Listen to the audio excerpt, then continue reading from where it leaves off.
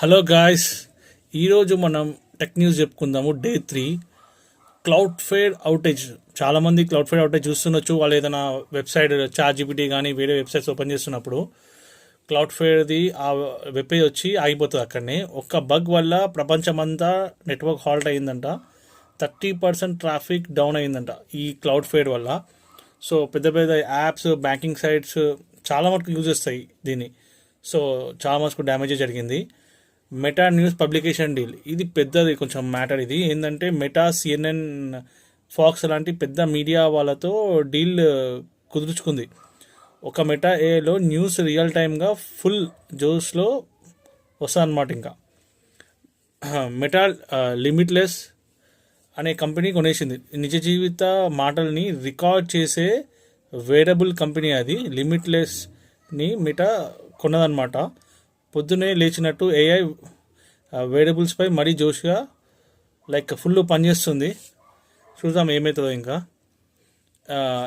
ఇంకోటి AI depth AI అప్పు పెరుగుతుంది. AI కోసం కంపెనీలు బోల్డ్ అంత లోన్ తీసుకుంటున్నాయి.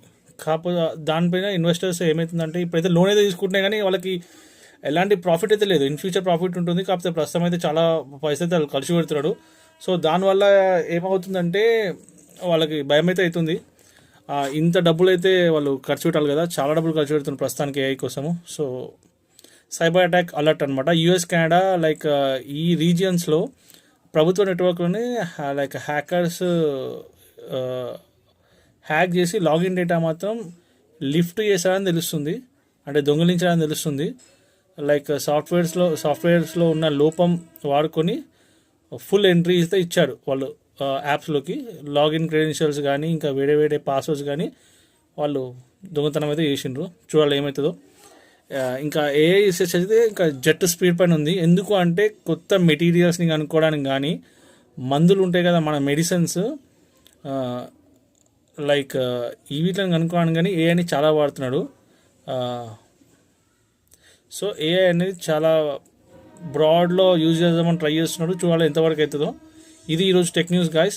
మీకు నచ్చుంటే కమెంట్ చేయండి, నచ్చకపోతే కమెంట్ చేయండి. బాయ్.